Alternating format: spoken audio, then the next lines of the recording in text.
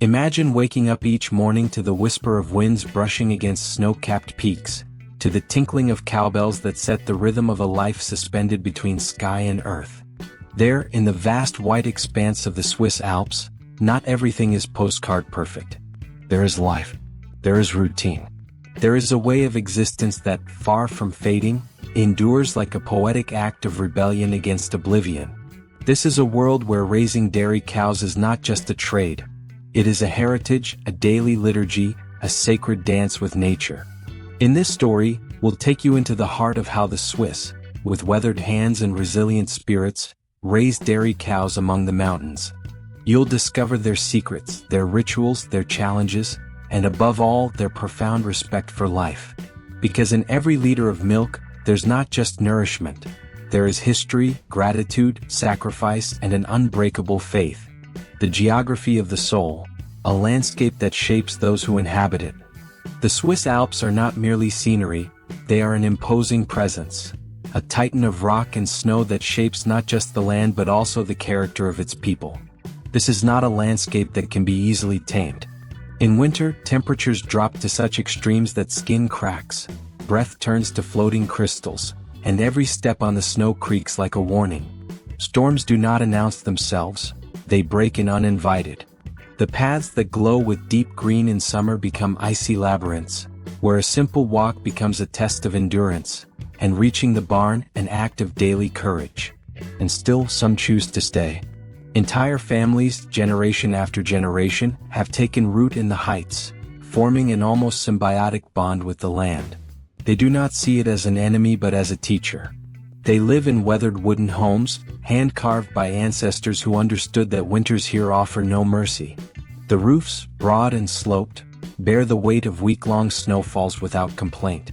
Thick walls hold within them a warmth that is not just physical but emotional. And the windows, small and strategically placed, are not merely for light, they are there to frame the world. Because what one sees through them is not just a landscape, it is identity. The environment doesn't just shape architecture or movement, it defines the rhythm of life. Here, nature imposes a calendar unlike any other. There's no app to notify when to cut hay or move the cattle to higher pastures. It is the mountain's subtle signs, the blooming of a specific plant, the sound of brooks swelling, the behavior of animals, that set the schedule. And only those raised with keen eyes and attentive ears can read that language. It is a knowledge not taught in schools or online tutorials. It is passed down in the silence of long days, through constant observation, and in intimate communion with the land. Children in the Alps don't learn the months of the year from calendar pages. They learn them from the hay seasons, from the appearance of certain clouds, from the way the wind blows in October, or how the cattle's mooing changes in tone. Their games don't happen on screens but among stones, shrubs, and barns, accompanied by the echo of cowbells and the murmur of the cows. From a young age, they develop a special sensitivity. They know when a cow is restless, when a storm is coming, or when the sun will warm just enough to melt the ice on the doorstep. Each season brings its own challenges but also unique gifts. Spring brings the thaw, the return of color, and with it, hope. Summer is a time of intense labor, of hay harvesting, of leading the cows up to high mountain pastures where the milk is infused with the flavor of wildflowers. Autumn marks a time for preparation, for gathering, for introspection.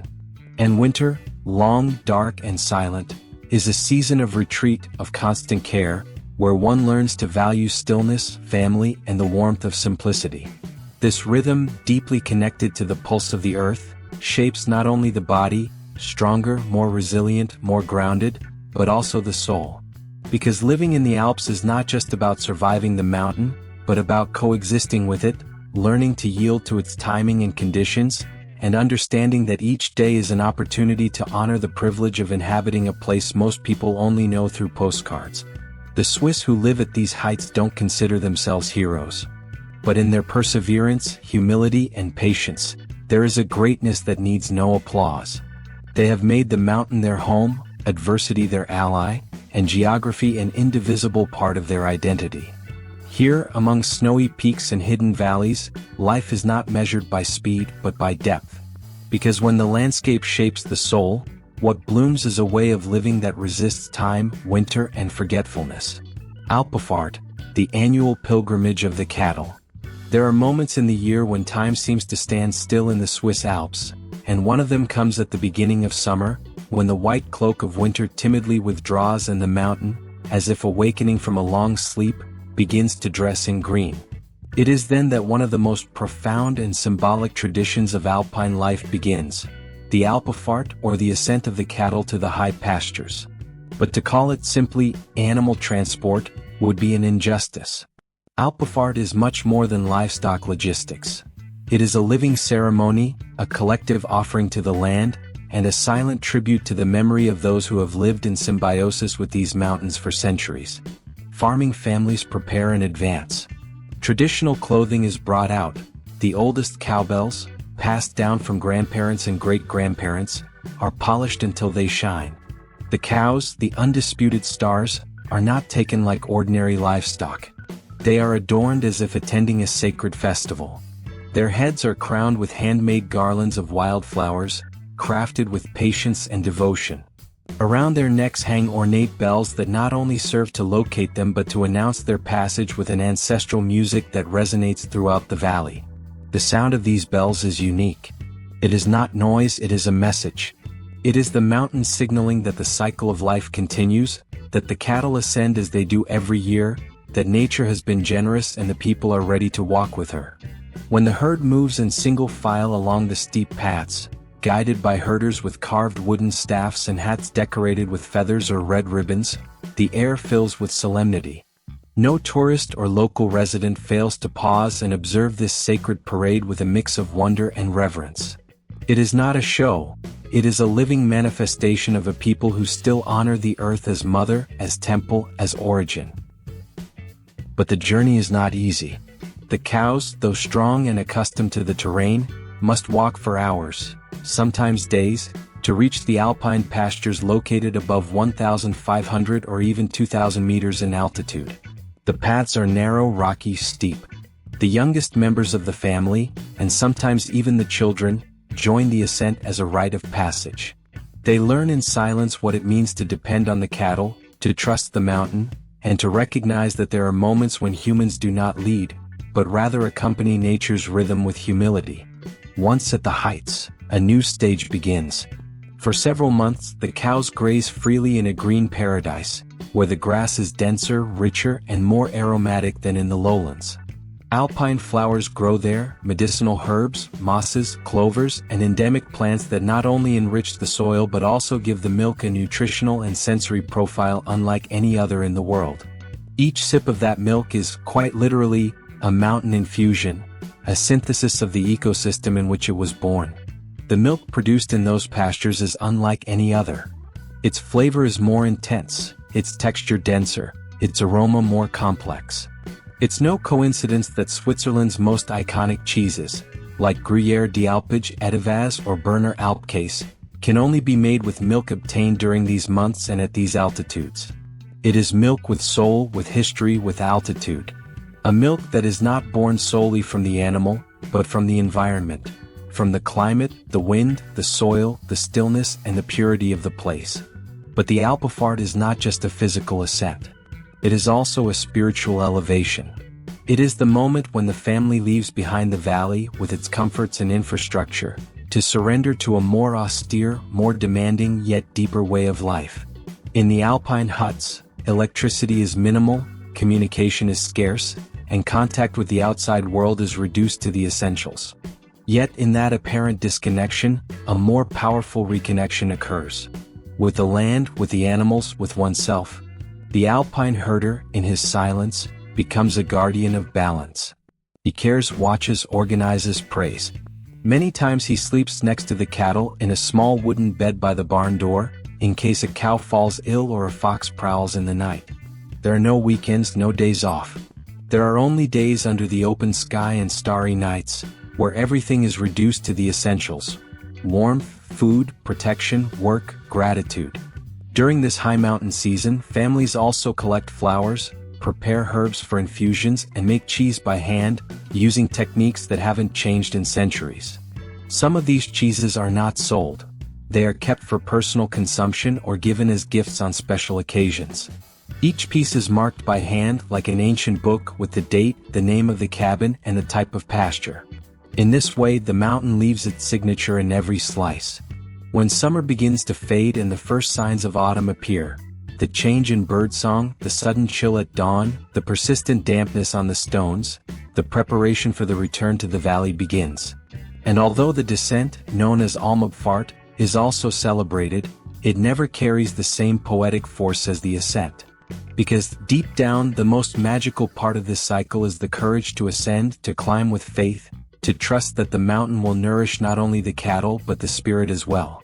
That is the Alpafahrt, an agricultural pilgrimage with the soul of a liturgy, a communion between man and earth, between cow and flower, between pasture and milk, between mountain and God.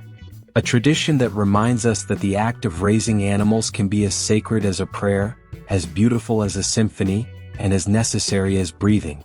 The human-animal bond. More than care, a spiritual relationship. In the heights of the alpine world, where the clouds brush rooftops and silence speaks an ancient language, the relationship between human and animal is not based on utility, productivity, or numbers. It is something far deeper. There, the bond between a farmer and their cow transcends agricultural work to become an intimate, affectionate, and, in many cases, spiritual connection. Each cow has a name, and it's not just an arbitrary label. It is a recognition of individuality, of a unique character. Luna, Berna, Rosa, Greta, simple names, yet filled with affection, repeated hundreds of times a day, almost like a prayer. Because here, to name is to acknowledge existence, and to acknowledge existence is to forge a bond that goes beyond duty. It is a form of love.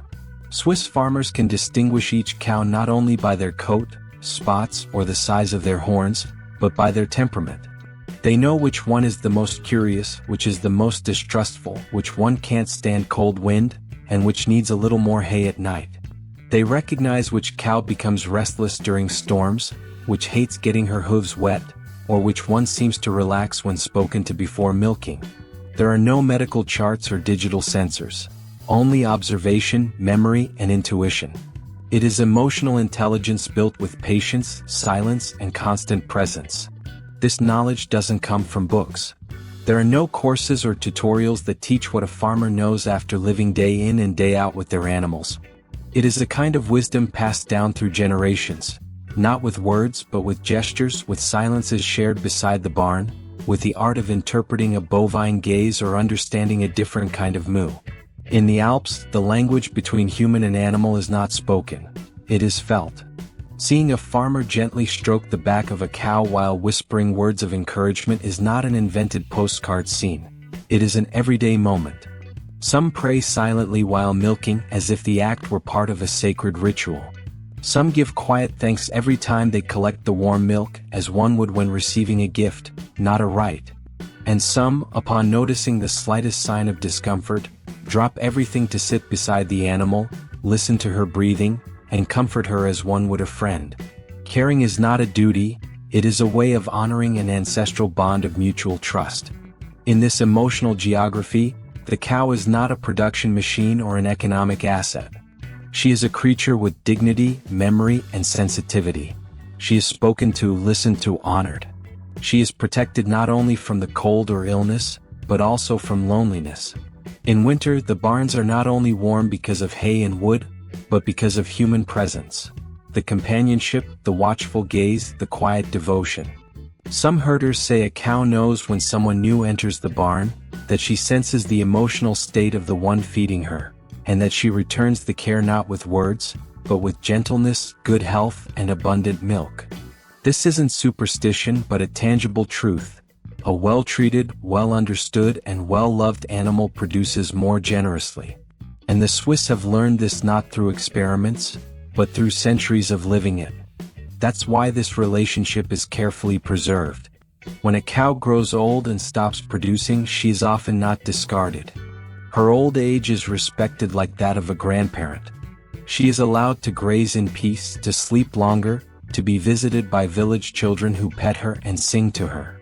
On many farms, the death of a beloved cow is mourned with real tears. Because what is lost is not a beast of burden, but a companion of life. This absolute respect for the animal is not a trendy eco-concept, nor a hollow sustainability slogan. It is a conviction carved into the soul of alpine communities. Here, to care for a cow is also to care for the balance of the world. It is to keep alive a relationship based on mutual recognition, on silent trust, on an invisible exchange between species that share the same roof, the same land, the same destiny. And perhaps that's why the milk produced by these cows is not just food. It is a symbol. A symbol of a harmonious relationship, of a shared effort, of a story woven through moos, early mornings, winters, songs, and open hands. A milk that nourishes not only the body but also the conscience, because it reminds us that when we treat animals with dignity, we ourselves become more human. In the Swiss Alps, every cow is an open secret. And every farmer, a silent guardian of that secret. Together, without the need for words, they build a world where respect is not demanded, it is planted and harvested. The art of feeding, no chemicals, no rush. If the soul of milk lies in the mountain, its body lies in the grass. In the Swiss Alps, where pastures turn emerald green beneath skies that look like they were painted with celestial brushes, feeding a cow is an act that transcends the technical. It is a combination of living science, farming tradition, and absolute respect for the natural process. Here, to feed is not just to nourish, it is to cultivate quality, health, and harmony. Swiss cows don't know industrial feed, nor the metallic scent of synthetic supplements, nor the hormonal imbalance caused by artificial compounds. Their diet is built with the same slowness and precision as an alpine symphony.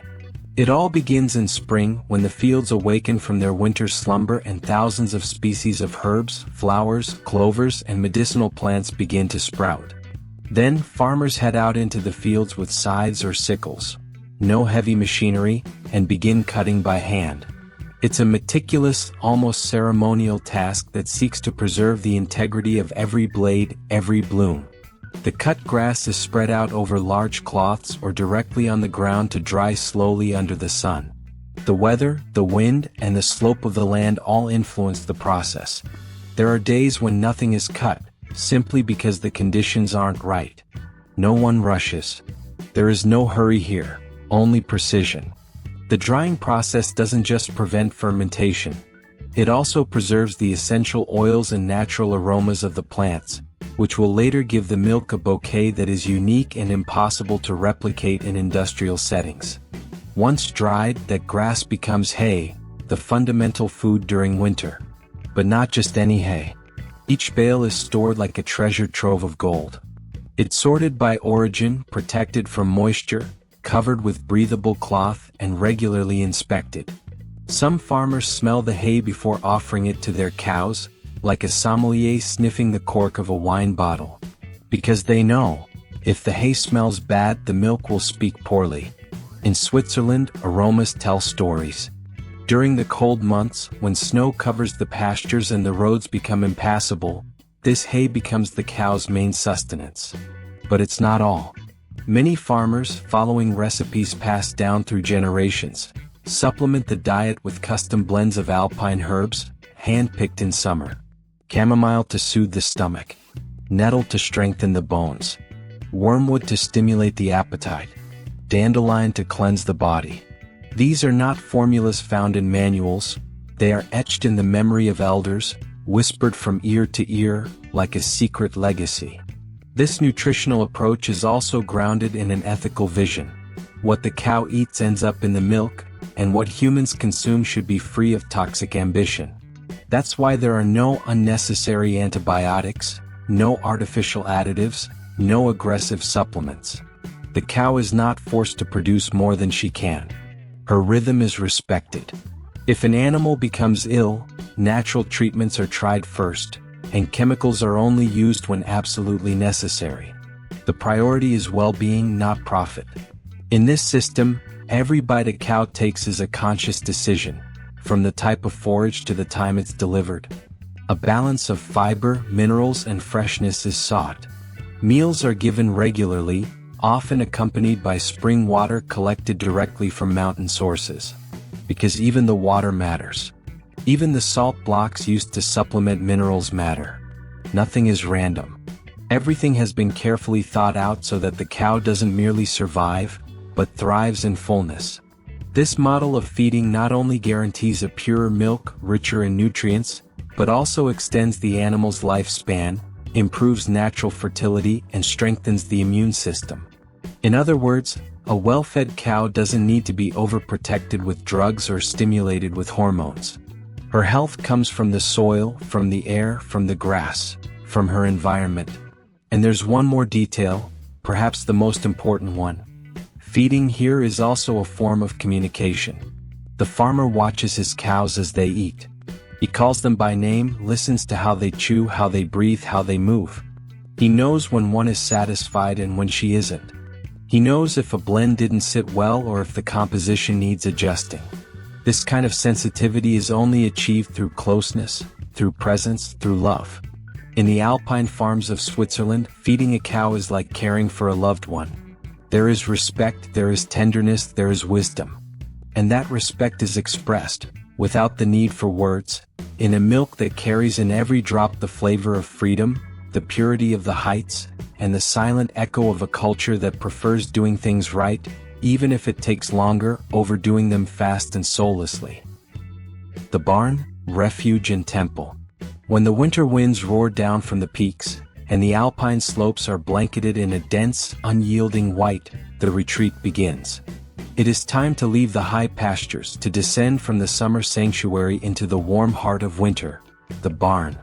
But in the Swiss Alps, a barn is not merely a sheltering structure. It is, in many ways, an extension of the human home, a shared sanctuary where life continues, protected from the cold and wrapped in a warmth that goes beyond the physical. Built from local wood, pine, fir, or larch aged by generations of wind, snow, and sun, these barns are true masterpieces of rural architecture. Nothing is superfluous, nothing is missing. Every beam has been placed with care, with proportions designed not only to withstand tons of snow on steep roofs but also to ensure interior thermal balance, to retain warmth without suffocating, to protect without isolating.